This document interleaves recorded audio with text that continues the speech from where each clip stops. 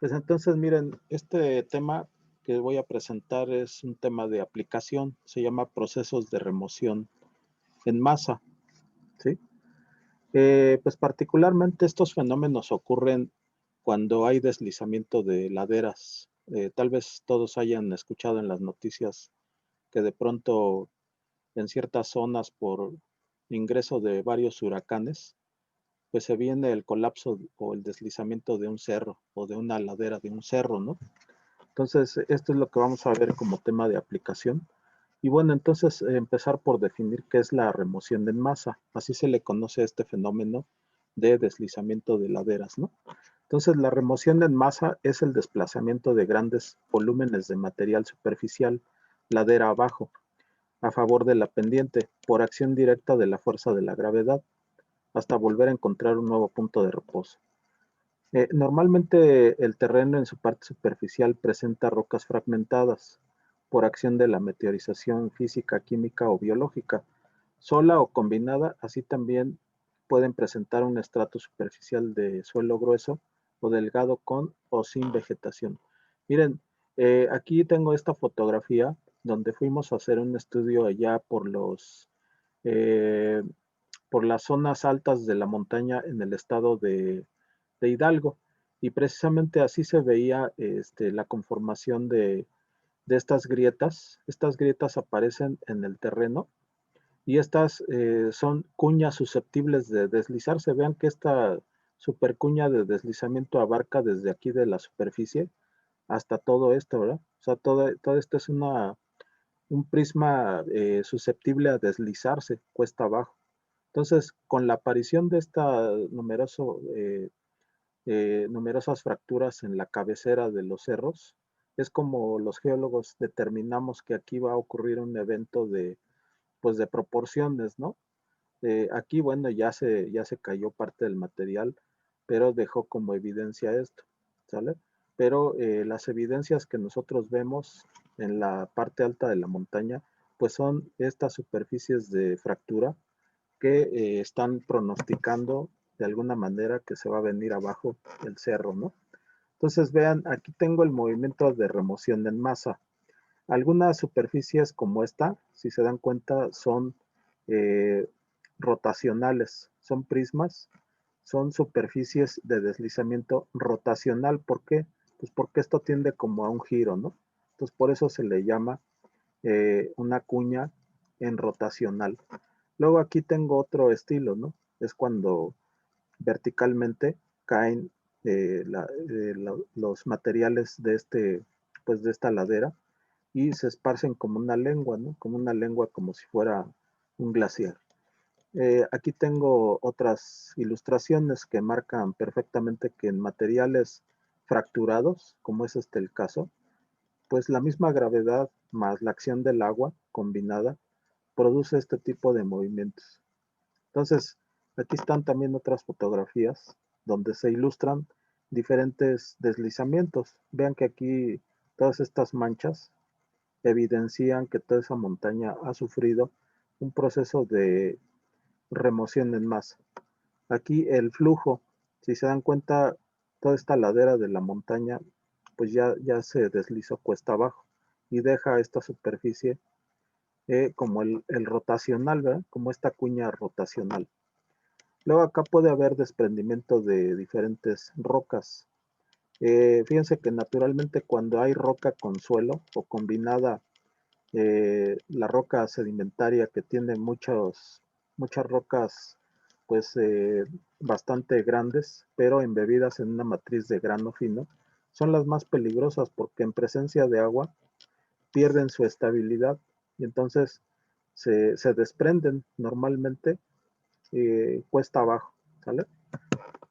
Entonces, aquí es lo que les comentaba desde la sesión pasada, que, bueno, hay planos de deslizamiento como este, que dice que es un deslizamiento translacional, es decir, simplemente aquí pues es un plano de falla, y vean que entonces aquí el material este que está aquí, estaba aquí, y todo estaba completito, ¿no?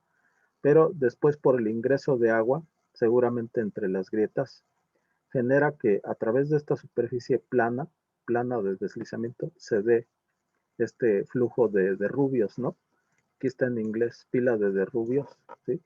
Pero en cuanto a este otro, vean que la cosa cambia, ¿no? Aquí dice que es un deslizamiento rotacional, donde si se dan cuenta, pues aquí la superficie sigue esta curva. Es una falla en forma de curva y eso produce que haya una rotación, ¿no? Aquí es un giro, como que en el sentido de las manecillas del reloj, y por eso se le conoce como un plano o deslizamiento rotacional. Aquí tengo otra vez ese mismo plano. Vean que aquí rotó, ¿verdad?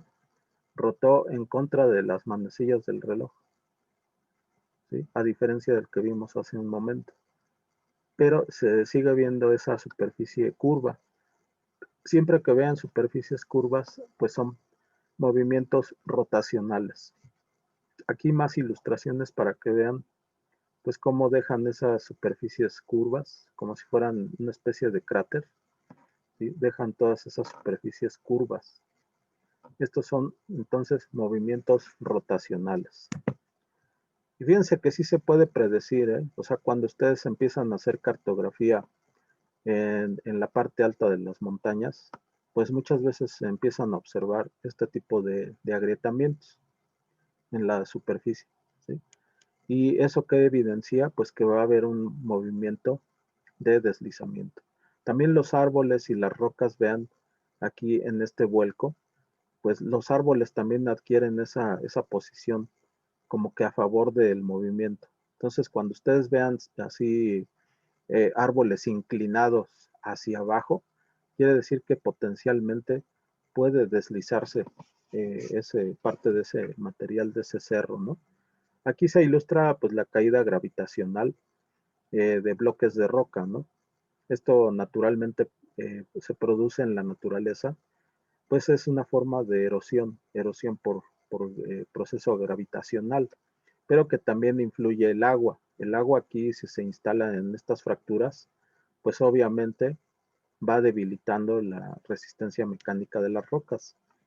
Y aquí más deslizamientos traslacionales que se dan en superficies rectas, deslizamientos de roca, corrimientos laterales, flujos rápidos cuando pues le llueve a la montaña, ¿verdad? Remoja todos los materiales. Y si hay sistemas de agrietamiento ahí superficial, pues ahí el agua incide, erosionando y provocando el deslizamiento. Fíjense que ejemplos de remoción a nivel mundial, pues se da este caso. Este caso ocurrió en Colombia, en el pueblo de Armero. Entonces vean, esta es la fotografía inicial y esta es la de después, es decir, el antes y el después. Vean que en la segunda se observa la acción del flujo del lajar, que es un flujo de lodo, y vean que sepulta gran parte de la población que está aquí, procedente del Nevado del Ruiz, el 13 de noviembre del 85. Prácticamente desapareció el centro de la población del pueblo de Armero por este enorme deslizamiento. Es un caso, pues la verdad, muy comentado desde el año 85 y son de los casos pues, más lamentables, ¿no? ¿Qué más tenemos? Pues la estabilidad de taludes. Estas fotografías, pues yo las obtuve allá en el poblado de allá es un poblado allá en la cabecera municipal de allá del estado de Hidalgo. Hicimos trabajo de cartografía y para hacer un atlas de riesgo. Entonces anduvimos por allá conjuntamente con el Instituto de Geofísica de la UNAM. Y bueno, me tocó hacer el trabajo pues, de estar realizando las investigaciones en toda esta parte y proponer soluciones, ¿no? Entonces, aquí vean otra vez, insistimos en lo de las superficies de rotación. No todas las fallas son planas, algunas son en curva como esta, y vean que entonces son superficies rotacionales, curvas, y que tienen movimiento, ¿verdad? Pero además tienen un giro, o sea, tienen una especie de giro. En este otro caso, pues vean que aquí hay superficies pues planas, más o menos en cuñas, y vean que pues lo más lamentable es que pueda haber un suelo residual allá arriba, una roca muy meteorizada aquí y una roca meteorizada también aquí. ¿Qué es lo que pasaría? Pues que todas estas son cuñas con posibilidad de deslizamiento. El cómo se puede evaluar la estabilidad de un deslizamiento circular, pues hay un método que ustedes van a ver en mecánica de suelos. Desde luego aquí se los empezamos a platicar. Se le llama el método sueco, que es la condición no drenada, y este es un método que desarrolló Felenius, este es el autor. Y entonces vean que para un suelo uniforme el factor de seguridad viene dado por esta expresión que es igual al momento resistente entre el momento motor. O sea, al hablar de estas superficies que rotan, pues son movimientos, ¿no? Entonces, una es calcular el factor de seguridad mediante esta expresión, que es el momento resistente, es decir, las fuerzas que se oponen de fricción contra el momento motor, que es la masa del suelo que va a tratar de vencer las fricciones, ¿verdad? Entonces, así es como se hace el método de cálculo. Y obviamente esto involucra hacer una serie de, pues como de integral, una integral de toda esta superficie. ¿Cómo se hace una integral? ¿Se acuerdan? Pues de acuerdo a las integrales definidas, ¿se acuerdan? La sumatoria, ¿cómo le llamaban? En cálculo, ¿Suma de Riemann? exactamente la suma de Riemann, que divides toda esta superficie en varias secciones así como rectangulares, y así es como se calcula, ¿no? Todo el peso eh, para esta fuerza motora contra las fuerzas resistentes que están aquí, ya se dan cuenta, aquí abajo. Entonces, así es como se calcula y pueden ustedes hacer una malla de varios puntos para certificar que pues esta superficie u otras, que a lo mejor una que esté aquí en la base, se empiezan a calcular en la base, en el fondo, una local por aquí arribita. Entonces van haciendo diferentes iteraciones para certificar ese factor de seguridad que tiene que ser mayor por lo menos a 1.5. ¿Sí? Yo calculé muchísimo de esto en el Valle de México y en varias laderas allá por la, la hoy alcaldía de, ¿cómo le llaman? De Álvaro Obregón, ¿sí? Allá estuvimos calculando muchos estabilidad de taludes. Se pueden calcular a mano, ¿no? Desde luego ahora ya hay pues modernos programas, ¿no? De cálculo que pues ya te facilitan todo esto, ¿no? Bueno, aquí los casos de inestabilidad, dependiendo que si ustedes van a realizar un túnel en una ladera, pues aquí tenemos una ladera y vean que la estratificación es paralela entre sí y horizontal. Esta sería el caso de una estratificación favorable, ¿sí? Si la roca es resistente a la ubicación del túnel, es favorable y el túnel será estable. Pero vean este otro caso, que pues la estratificación ya está inclinada, ¿no? Entonces, en este caso es inestable. ¿Por qué? Porque la estratificación es desfavorable para la ubicación del túnel. Buzamiento en el sentido de la ladera. Entonces, este es un caso desfavorable y este sería un caso favorable. Por si quisieran, no sé, pintar la figurita con los estratos, más o menos ahí rápido al lápiz, ¿no? Se lo pueden echar. Estos temas, obviamente, que como les platiqué, lo van a ver en semestres pues, más avanzados, ¿no? Aquí nada más les estamos platicando. Bueno, aquí vean el caso de los arbolitos que les mencionaba.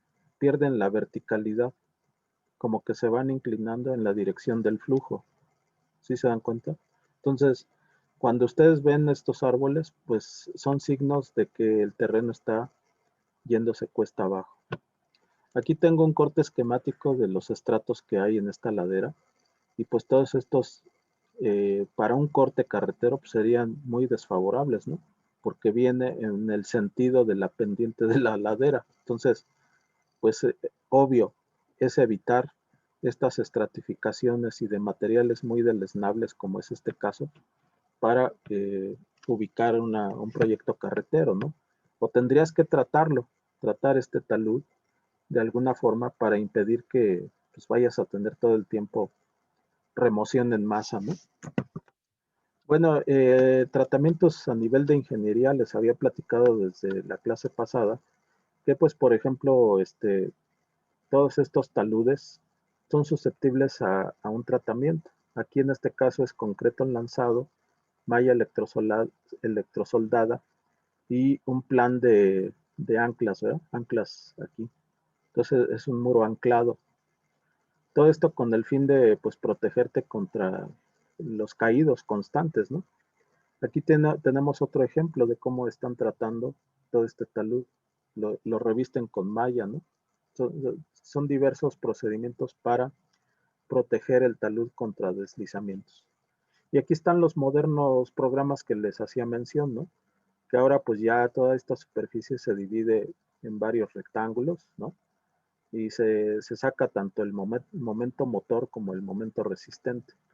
Y se ubican varios puntos y todos deben de ser mayor o igual a 1.5. Acá otro aspecto, ¿no? De cómo se calculan con programas computacionales modernos. Subsidencia, fíjense, aquí está mi fotografía, ¿no? Cuando andaba yo haciendo trabajos para una carretera que está en Río Verde, Ciudad Valles, allá en San Luis Potosí. Pues ahí me traje esta fotografía, ¿no? Donde se ilustra perfectamente pues, una ladera totalmente en caliza con arcilla, que tiene una estratificación paralela pero inclinada, ¿no? Entonces, y aquí una oquedad, ¿sí la ven? Entonces realmente hay problemas de inestabilidad de laderas allá en toda esa demarcación. Y bueno, pues ahí le entramos, ¿no? A hacer estudios de geotecnia para proponer soluciones. Vamos a ver en este caso qué es la subsidencia. Pues la subsidencia en geología describe el progresivo hundimiento de una superficie, generalmente de la litosfera, bien sea por el movimiento relativo de las placas tectónicas, que incluyen tanto la convergencia de las mismas como su divergencia. Pero el asentamiento del terreno en las cuencas sedimentarias, pues a menudo es acelerado por la acción humana, como es el caso de las cuencas petroleras, o por el cese de actividad volcánica en algunas áreas reducidas en torno a volcanes, como sucede en el caso de los atolones. Pero bueno, aquí tengo un par de ilustraciones. Esta, donde se ve pues lo que ocurrió tristemente en ese paso express en Cuernavaca, ¿no? Así ocurrió una subsidencia, una oquedad que se formó ahí a nivel del paso vehicular, ¿no? Triste realidad, pero pues por falta de supervisión, ¿no? Todo esto se tiene que estar monitoreando, que no haya pues filtraciones, no haya erosión abajo, ¿no? Se tiene que estar inspeccionando esto. Y además las pruebas de compactación que se tienen que realizar durante una auditoría, todas deben de tener el valor adecuado, pues para impedir esta triste realidad, ¿no? Aquí este es otro caso de una oquedad. Allá por el estado de Yucatán hay muchas. Se realizan estas, les llaman cenotes, ¿no? Y hay muchísimos ejemplos allá en Yucatán por el fenómeno de disolución de las calizas. Bueno, vamos a ver entonces el proceso de subsidencia. Vean que aquí tengo unas fallas normales, que se acuerdan cuando hicimos, pues hay un ejemplito de cálculo. Más o menos esta era la figura, ¿no? Que es una zona sujeta a tensión en la corteza. Entonces, cuando hay una tensión en todos estos materiales, se produce la subsidencia, que son fallas. Aquí la subsidencia flexural por el mismo peso de los sedimentos. O sea, el peso de los sedimentos puede generar también este conjunto de posibles fallas, ¿no? En el terreno. Pero tiene mucho que ver también la humedad natural de estos materiales. Si rebasa un límite, estamos en el lado de la subsidencia. Si los materiales están, por decirlo así, libres de agua, libres de erosión por agua, pues no van a pasar estos fenómenos, ¿no? Se retardan. Riesgo por subsidencia, pues esto es una triste realidad. Yo cerca de mi colonia, pues he visto esto. ahí en Municipio Libre, cerca del área de Plutarco Elías Calles, pues tenemos este fenómeno de que por efecto de las propias raíces del árbol, pues se genera esto, ¿no? La otra, pues estas son fotografías de un trabajo que realizamos ahí conjuntamente con la Facultad de Ingeniería. Y pues de estos casos hay muchos, muchísimos, tanto en Tláhuac como en Iztapalapa, pues he cartografiado y visto todos estos fenómenos. Entonces son fotografías que muestran pues que por efecto de la extracción del agua subterránea, pues afecta a toda la infraestructura urbana, a edificios, etcétera, y pues consecuentemente consecuencias de vulnerabilidad a la población, ¿sí? Además que esto significa altos costos de mantenimiento, ¿verdad? Y reposición de la infraestructura urbana, porque no solamente son las viviendas lo que se amuela, sino seguramente los sistemas de drenaje que están abajo, ¿verdad? O sea, aquí es la expresión superficial, pero díganme qué hay abajo del terreno, ¿verdad? Pues seguramente que esto sigue abajo, es decir, fractura de los sistemas de drenaje y de conducción de agua. Tipos de subsidencia. Fíjense que se piensa muchas veces que se puede explicar a través de la karsticidad. ¿Se acuerdan que la karsticidad solamente es para rocas de naturaleza calcárea? Todas las calizas pueden ser susceptibles a tener disolución y a generar, pues posiblemente esta subsidencia. La otra es que, pues la arcilla blanda de la ciudad, aquí en este caso, es el caso de la Ciudad de México concretamente, pues por efecto de que estemos extrayendo agua por pozos, vean cómo la silueta del antes y el después, vean cómo está hundiéndose, ¿verdad? Esto le pasa a toda la Ciudad de México y se puede ver en numerosos monumentos como el de la Independencia, ¿no? El Ángel de la Independencia, que pues le han adicionado una serie de escalinatas por acá y por acá, porque el terreno de toda la ciudad se está hundiendo por efecto de extraer agua. La otra es que hay arenas acuíferas sueltas y si se estuvo extrayendo gas y petróleo de alguna región, pues es el caso de esta estructura en anticlinal. Ahí es donde se entrampa el gas y el petróleo. Pues si ya se dejan estas obras, o sea, ya se chuparon todo el petróleo y ya extrajeron casi todo, pues el mismo terreno tiende a ceder, ¿verdad? Aquí en el caso de las obras mineras es igual, o sea, todas las obras mineras que estén ahí abajo, pues son susceptibles a que generen la subsidencia, ¿verdad? Del terreno. Esto particularmente se ilustra en las cavernas que están allá en la demarcación de Álvaro Obregón. Extrajeron muchas arenas en el pasado y dejaron toda esta serie de túneles. Aquí pues se está explotando carbón, pero para la Ciudad de México, allá por la zona de la Sierra de las Cruces, allá por la demarcación al occidente de México, de la Ciudad de México, se extrajeron arenas azules y generaron estos problemas. En fin, la subsidencia en el Valle de México pues viene acompañada por el efecto de extraer agua. Aquí están las fotografías del antes y el después. Vean, esta es la de 1910 del Ángel de la Independencia y esta es del 2014. Vean toda la adición de escalones que tiene por, por el fenómeno de la subsidencia. O sea, ha bajado muchísimo, ¿eh? Acá también se ve otra secuencia, ¿no? Esto lo mostré en la presentación pasada, donde se ve como si fuera una serpiente ondulada, y es por efecto de extraer tanta cantidad de agua. Aquí está el riesgo por hundimiento para toda la Ciudad de México. Vean que este es el antes y aquí va, esa es la evolución, ¿no? Hasta llegar a este tiempo, ¿no? Aquí sería nuestro tiempo presente, ¿no? Que ya nuestra cuenca, por efecto de extraerle tanta agua, pues ya estamos llegando a niveles críticos de hundimiento. ¿Dónde se puede ver? Pues en edificios conmemorativos, ¿no? Como la Basílica de Guadalupe, la antigua basílica y la nueva. Ahí se ve el fenómeno de asentamiento diferencial. Pues hasta aquí era la primera parte. Desde luego me interesa saber si hay alguna duda y si no, para entrar al siguiente tema, que es ver lo de las obras civiles profundas. ¿Se acuerdan que vimos las superficiales, no? Entonces ahora entraríamos a ese subtema. Ya pues hoy es la última clase, como les mencionaba. Pues qué bueno que ustedes sí hicieron el esfuerzo por presentarse. Me parece que pues, ustedes son los candidatos a tener buena evaluación. No digo que los demás no, pero sí tendrán que realizar su examen final. En el caso de los reprobados o los que no presentaron exámenes, pues tendrán que irse a la primera y única vuelta de finales para ver si pueden acreditar la materia.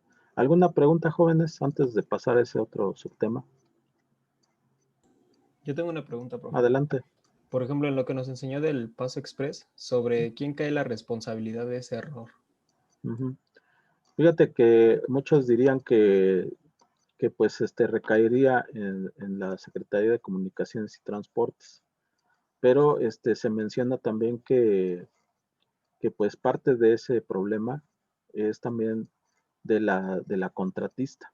O sea, la contratista muchas veces, si falta supervisión y auditoría, pues créanme que las pruebas de compactación no tienen pues la calidad requerida y pues obviamente se pueden dar este tipo de problemas. Otra es que decían la gente que vive por allá que abajo del Paso Express pues ahí había muchísima agua, o sea, había una enorme erosión por agua. No sé si ustedes sepan de esto, pero a grandes rasgos es lo que yo les puedo participar, ¿no? Desde luego, le había pedido a Marcos Ramírez que nos presentara hoy un dato, pero creo que ni va a asistir hoy. Lamentable, ¿no? Porque esta es la última clase. Por si le pueden comentar también que, bueno, la clase está grabada y se sube a YouTube, por el caso de que quiera verla, ¿no? ¿Alguna otra pregunta, jóvenes? Antes de retirarnos, digo, no de retirarnos, de pasar al otro subtema. Yo, en Adelante. el tipo de subsidencia, el que no alcancé a entender muy bien fue el minero. No lo alcancé a ver muy bien. ¿Me lo puede volver a explicar? Claro que sí. Mira, en el caso de la Ciudad de México se extrajeron en el pasado, y estoy hablando allá de los años de 1910, 1950, se extrajeron un montón de arenas azules y pues les gustaba ese material. Se lo acabaron todo haciendo un montón de túneles, ¿no? Entonces, en toda esa demarcación, a mí me tocó andar buscando cavernas porque las casas sufren colapso, ¿eh? Pero de un momento a otro la casa se te cae y se hunde, entonces es el fenómeno de subsidencia. Y es porque dejan los túneles abiertos, sin soporte. Pues, ¿qué pasa? Que el terreno, pues capta esa oquedad, ¿verdad? ¿Y qué va a tratar de hacer? Cerrarse. Entonces, ese es el fenómeno por obras mineras abandonadas. Sí, seguramente como no las rellenan después, o no les ponen puntales o algo que detenga todo ese túnel, pues ¿qué pasa? Que el terreno se viene abajo por subsidencia. ¿Sí? Bueno, muchas gracias. ¿No? ¿De qué? Pues vamos a pasar entonces al otro temita, porque si no el tiempo nos come, ¿no? Del rato ya no vemos nada. Este es el otro subtema que quedamos pendiente de verlo, para esta clase. Y entonces aquí está. No sé si todos ven la pantalla que dice obras civiles. Sí, profe. Muy bien. Entonces, vamos a entrar directo al subtema, ¿no? En el que teníamos que entrar. Aquí está. Son obras civiles subterráneas, ¿no? O profundas, también se les conoce. Pues bueno, aquí tengo ilustraciones, ¿no? Aquí están los antiguos túneles en Jerusalén, que pues todavía perduran hasta nuestros días. Túneles para vías férreas, que esto ya es construcción pues contemporánea, ¿verdad? Y estas obras de túneles que pues se practican en la minería que como pues todos sabemos obtiene metales y recursos de la naturaleza. Entonces, ¿para qué sirve un túnel? Es la primera pregunta, ¿no? Entonces, los túneles son unas obras subterráneas de carácter lineal que comunican dos puntos para el transporte de personas, por ejemplo. Normalmente, pues es artificial, ¿no?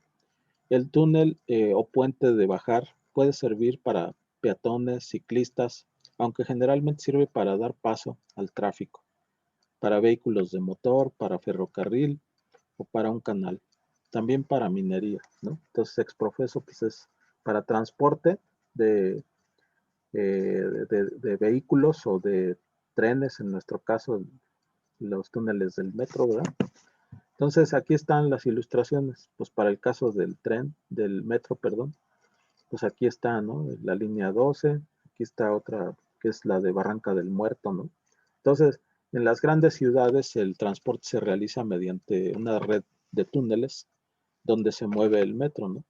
La posibilidad de soterrar ahorra espacio e impide el cruce al mismo nivel del tren con los peatones o los vehículos. Entonces, es un sistema, la verdad, eficiente de transporte mientras no haya problemas como los que tenemos ahora, ¿no? Por falta de que se cayó la red del sistema y que ahora están arreglando, pero pues sin duda que es uno de los mejores medios de transporte, ¿no?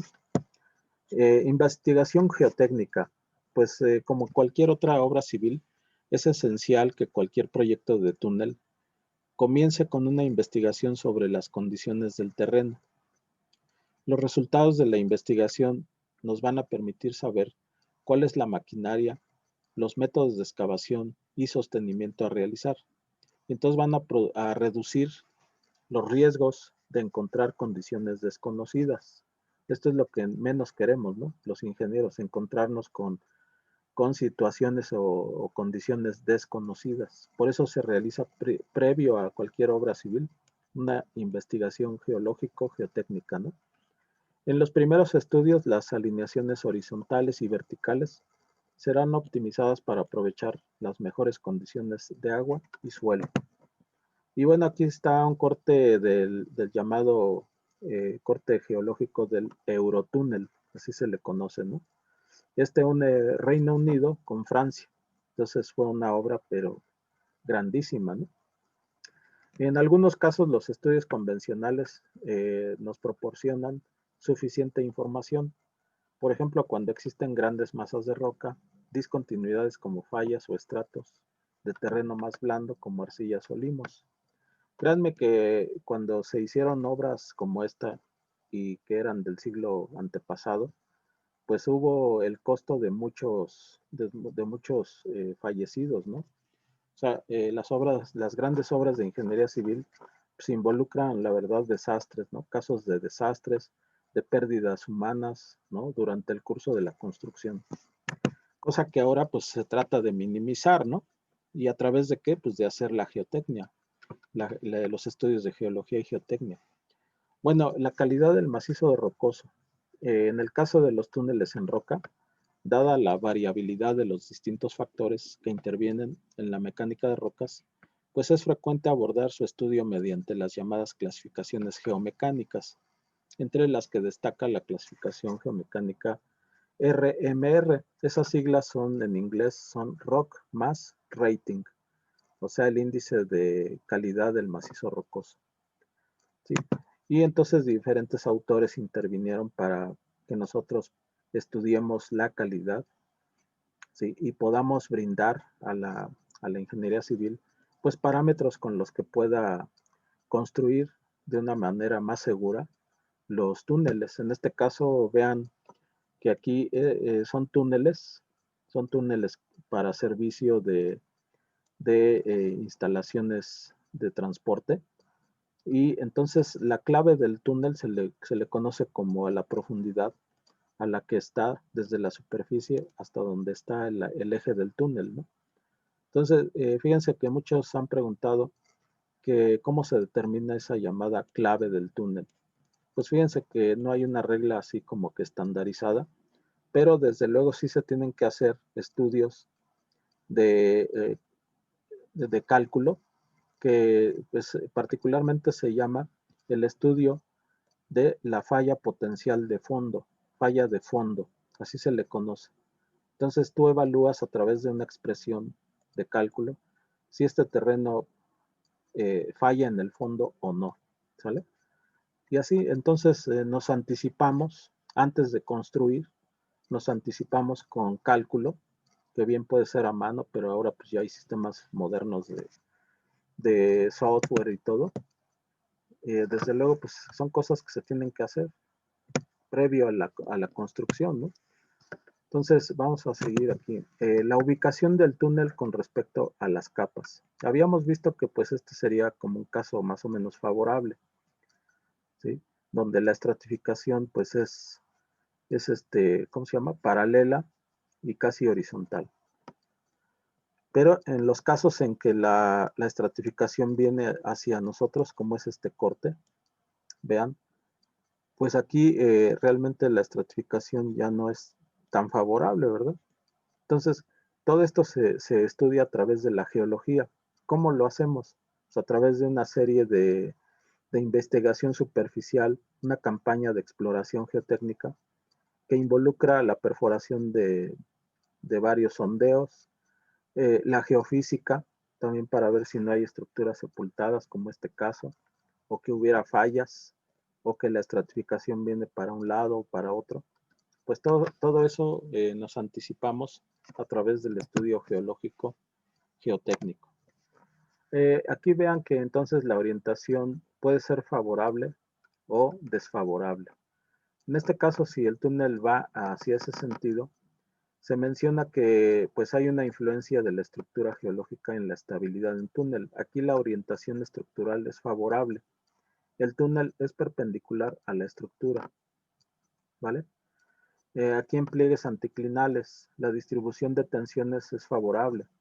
Flujo del agua hacia el exterior del pliegue, perdón. Es una estructura en pliegue, que es una curvatura, ¿no? Entonces, ¿cómo se daría el flujo del agua? Pues hacia afuera de la estructura. Aquí tengo la orientación estructural desfavorable. Desfavorable porque el túnel es paralelo a la estructura. Y aquí entonces la estratificación le pega directo, ¿no? La inclinación va hacia el eje del túnel, ¿no? Por eso es que es totalmente desfavorable aquí.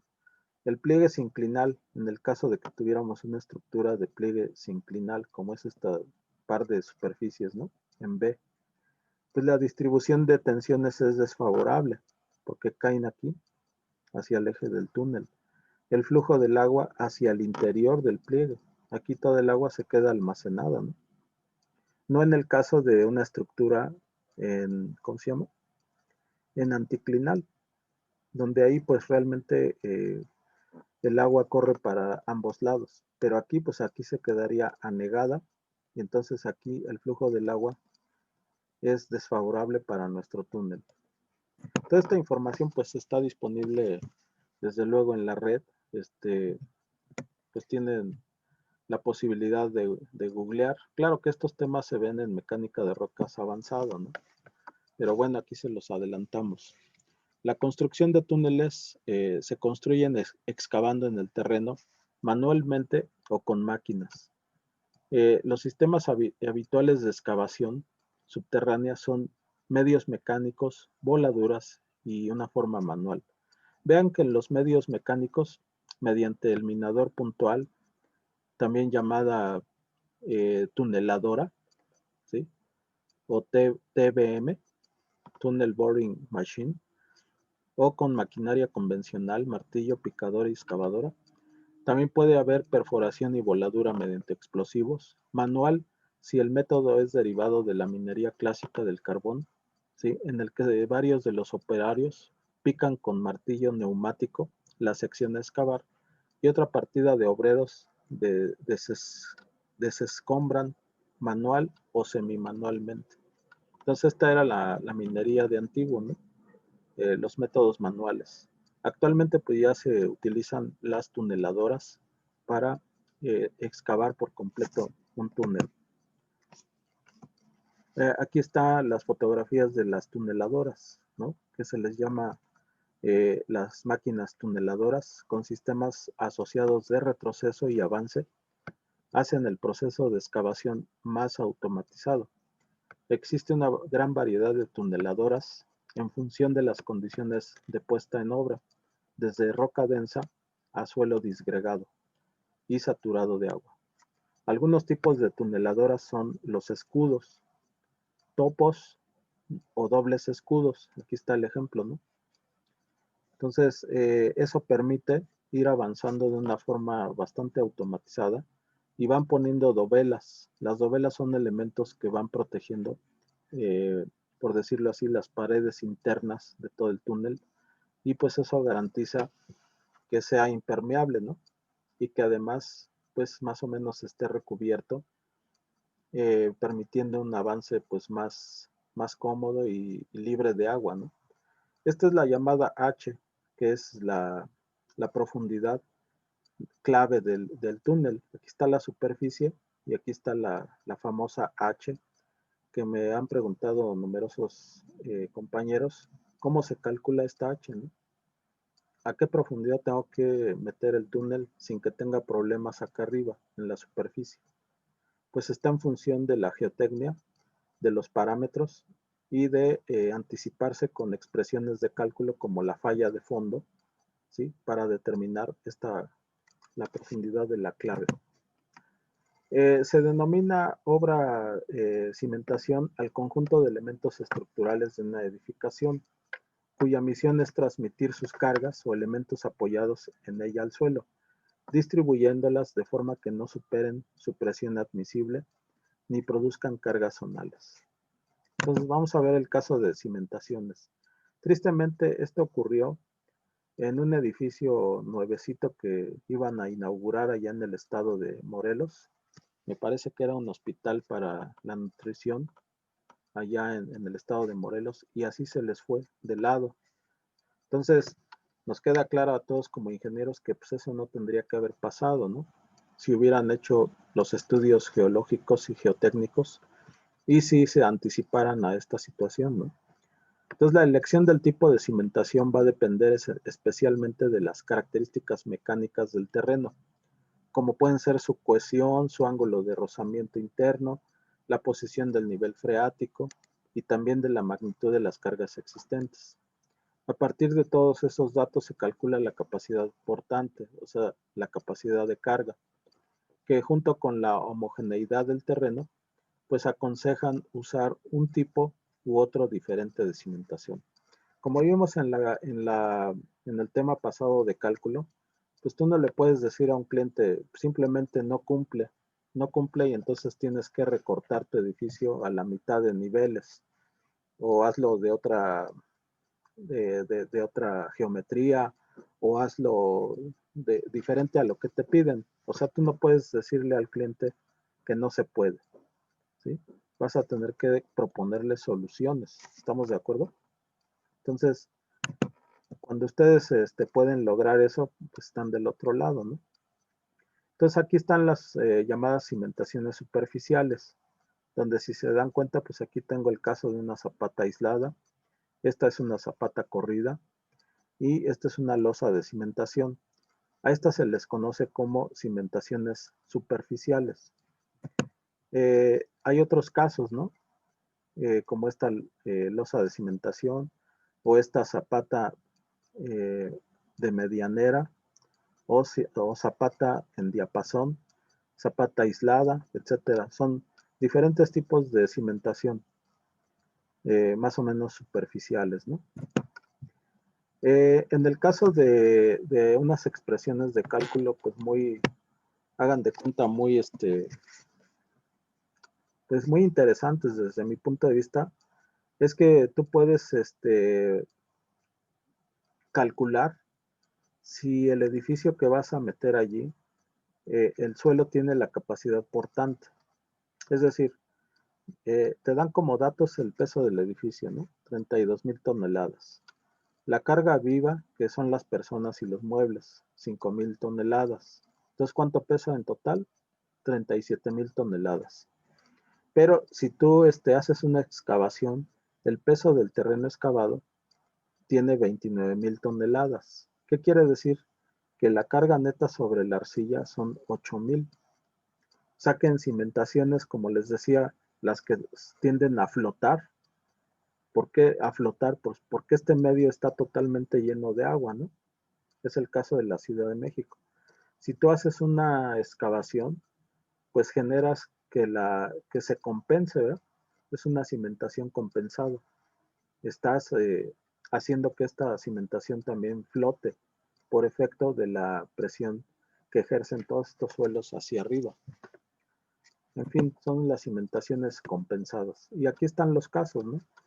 Cuando es parcialmente compensada, pues está más o menos, aquí está la sumatoria, ¿no? Las presiones de cimentación más la presión del agua son mayores a la presión del suelo excavado. Pero en el caso aquí de la sumatoria de presiones son iguales, tanto las que estamos metiendo como parte de la cimentación, como las presiones efectivas del suelo excavado. Aquí la compensación es total porque ambas son iguales, ¿sí? Ahí se cumpliría la desigualdad, la igualdad más bien, se cumpliría directamente. Pero en el caso del sobrecompensamiento, quiere decir que la sumatoria de presiones de la cimentación son menores que las del suelo excavado. Esta es la parte que nosotros veíamos, ¿no? Una desigualdad aquí, como la que les ilustré en la clase pasada. Aquí las presiones del suelo excavado son mayores que, ¿cómo se llama? Que las solicitaciones verticales. Esto es lo que se quiere lograr, ¿no? O sea, ya con un sistema de un cajón de cimentación y con unos pilotes a la primera capa dura, pues podemos garantizar que sí aguante, ¿no? Sí aguante las toneladas métricas que le vamos a meter a esta cimentación. Así que en el caso de un volumen de terreno por debajo de las cimentaciones del edificio, se sustituye con un volumen equivalente de arcilla expandida, con una densidad muy inferior, a fin de aligerarlo y compensar, total o parcialmente, las cargas debidas a la nueva construcción. Control o eliminación de los asentamientos de consolidación. O sea, aquí tenemos el caso, ¿no? De cómo podemos hacer nuestra construcción sobre un terreno que pues realmente le hicimos una excavación y entonces eso compensa, puede compensar las presiones efectivas, ¿sale? Aquí tengo el caso del famoso caso que les platiqué de la clase pasada, que es el conjunto de CFE ubicado en las calles de Río Ródano y Río Atoyac, en la Ciudad de México. Pues este edificio tiene nada más y nada menos que 11 pisos, ¿no? Entonces, la solución primero era, pues, a ver, pues, móchate el edificio y redúcelo a 6 niveles para que a lo mejor así se cumpla la desigualdad. Pues no le puedes decir eso a la CFE, ¿no? O sea, él va a construir su edificio de 11 niveles y ni modo, tendrás que brindarle una solución. Fue el caso de esta parte. Nosotros evaluamos este edificio. Es el que tiene 17,5 de ancho y 47 metros en el fondo. Entonces, si se dan cuenta, no solamente es la excavación a 4,5 metros, sino unos pilotes de punta, ¿verdad? Esta es la solución que vimos la clase pasada, ¿sí? Entonces aquí está ilustrado, ¿no? Ilustrado lo que vimos la clase pasada. Es el cajón de cimentación a 4,5 metros, pero como no garantizaba la desigualdad, es decir, no cumplía, ¿qué se le tuvo que añadir? Pues este conjunto de pilotes de punta. Cajón de cimentación y pilotes de punta. Y así se logró construir, ¿verdad? Darle una recimentación a este edificio y que aguantara contra sismo y otras situaciones, ¿no? Entonces aquí está esa figura, todavía la tengo, es de junio del 1992, y aquí está mi nombre, ¿no? Entonces yo estaba como responsable del estudio de la recimentación de este edificio, ¿no? Entonces yo tuve que proponer esas soluciones, ¿no? Conjuntamente con otros ingenieros que nos reuníamos en juntas, pues ya determinamos, pues te vas a ir con una solución de cajón y pilotes de punta. No le podías decir al cliente, no, pues se acabó, ¿no? No cumple. A menos que reduzcas la carga o que aligeres la carga y lo hagas de menos niveles, ¿no? Bueno, acá tengo el caso de las cimentaciones profundas, pues que son aquellas que se hacen a través de pilotes, pantallas isostáticas o pantallas hiperestáticas, que utilizan 2 o más líneas de anclaje o con una línea de anclaje. Son pilotes que naturalmente se asientan directamente en pues un terreno que soporte, ¿verdad? Que tenga la capacidad de carga para soportar la superestructura. Bueno, y aquí yo participé particularmente en esta empresa que se llama GIEC y hicimos el estudio de la recimentación de este edificio, del edificio de Banobras. El que era de Banobras ya lo volvimos a echar a andar gracias a una recimentación por 40 pilas alrededor de la superestructura. Aquí cimentaciones profundas pues, que pueden tener colapso, como el caso que les presenté al inicio, ¿no? Que los edificios pueden desplomarse luego de de una mala campaña de geotecnia o ausencia de datos geotécnicos que nos pudieran haber anticipado este asentamiento diferencial. Bueno, entonces, básicamente, pues es eso, jóvenes. Yo aquí, pues me despediría de ustedes. Ya sería nuestra última clase. Ya todo el contacto sería a través de correo electrónico. Les voy a estar generando a sus correos sus calificaciones. Y bueno, también avisando de las gentes que van a presentar examen final que tengan calificación reprobatoria. ¿De acuerdo, jóvenes? ¿Alguna duda que existiera antes de que cerráramos esta sesión, esta última sesión?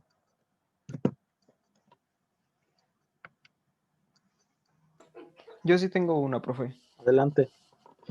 Por ejemplo, de lo que nos explicó al principio de este tema, es por esa razón que algunas estaciones del metro de la Ciudad de México están, bueno, no están subterráneas, o también tiene que ver con logística o algo así.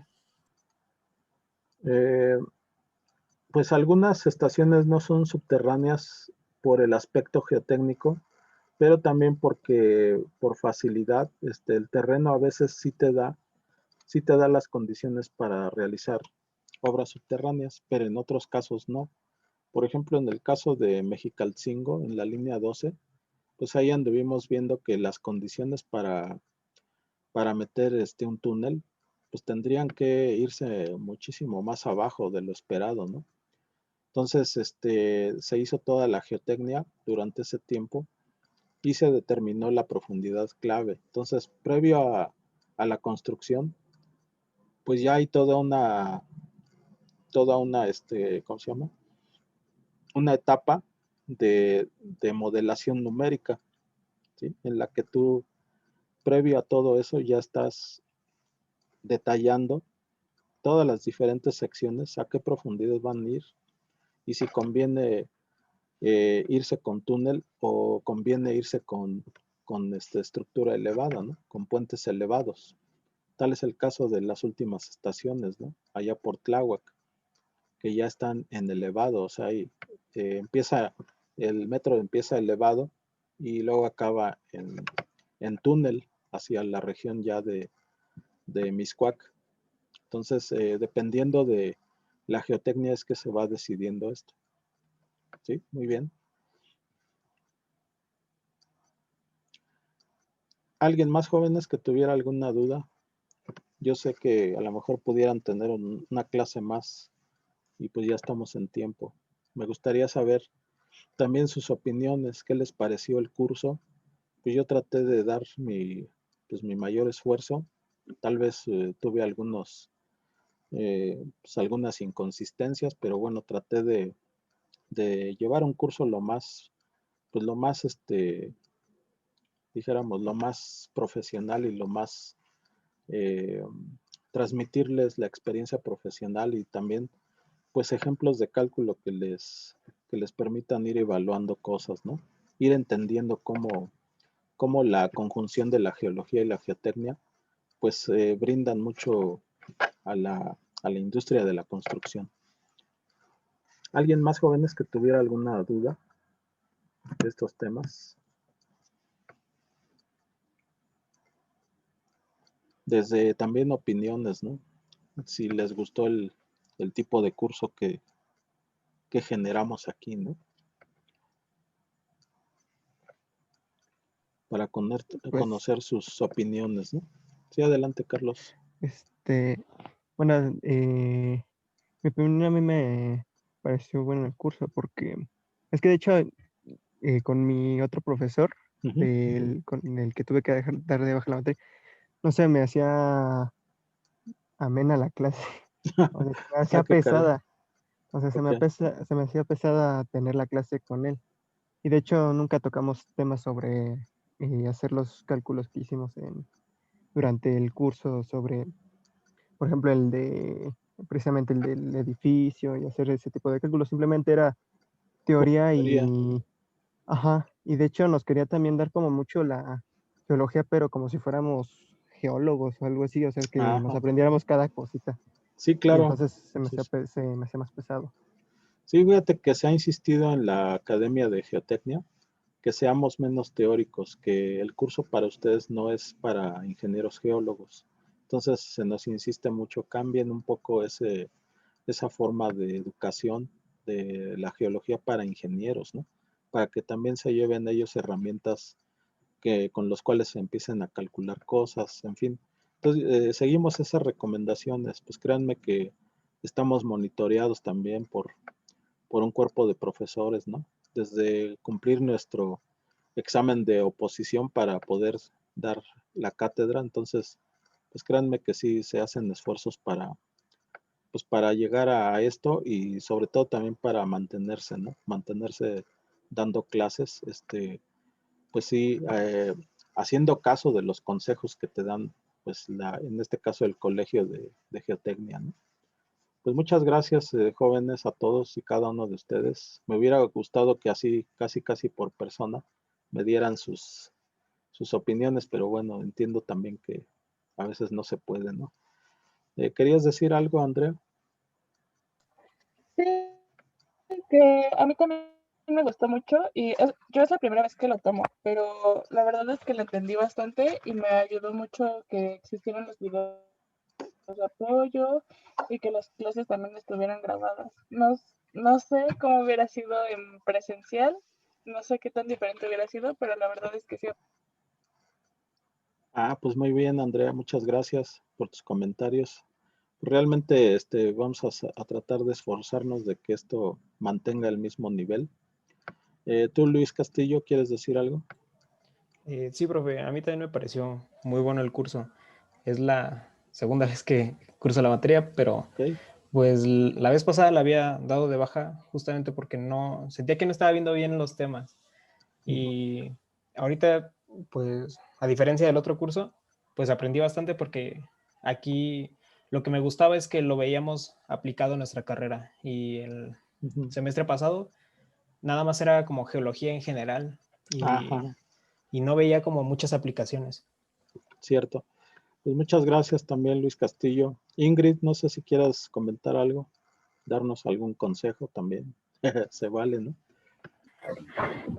No, pues lo mismo que mis compañeros, me pareció una muy buena clase durante todo el curso y me gustó que viéramos, o sea, también como ejercicios y todo eso para ver cómo se hacían las aplicaciones de lo que veíamos, de lo que veíamos. Muchas gracias, Ingrid. Azucena, ¿tienes algún comentario? Sí, pues nada más le quiero agradecer la atención que nos tuvo y haber hecho un poco amena la clase en cuanto a entrega de tareas y todo lo que nos explicaba en cuanto a aplicaciones. Muchas gracias, Azucena. Y pues le quiero dar pues una felicitación a todo el grupo por mantener el ritmo, por seguir el curso. Realmente me gustó su compromiso, su profesionalismo. Yo espero de ustedes que en lo futuro pues sigan aplicando esto, que se hagan de una buena ética profesional y esto va a redundar en el éxito en su carrera. Pues a todos les deseo éxito en su carrera, jóvenes, y pues nos vemos, ya no nos vamos a ver, pero bueno, desde acá un abrazo y sepan que pueden contar conmigo a lo largo de toda la vida profesional. Está abierto mi correo electrónico por cualquier cosa, ¿de acuerdo? Muchísimas gracias a todos y pues ahí estamos para dar las calificaciones todavía a través de correo electrónico, en fin. Tal vez convocar a alguna otra sesión, pero no lo creo. Desde luego, pues es mi participación y bueno, ahí ojalá que tengan éxito tanto aquí en geología como en todas las materias, ¿no? Que estén bien, jóvenes. Un abrazo a Muchas todos. gracias, profesor. Hasta Muchas luego. gracias, Muchas profe. gracias, profe. Gracias, Hasta luego. hasta luego. Adiós. Bye.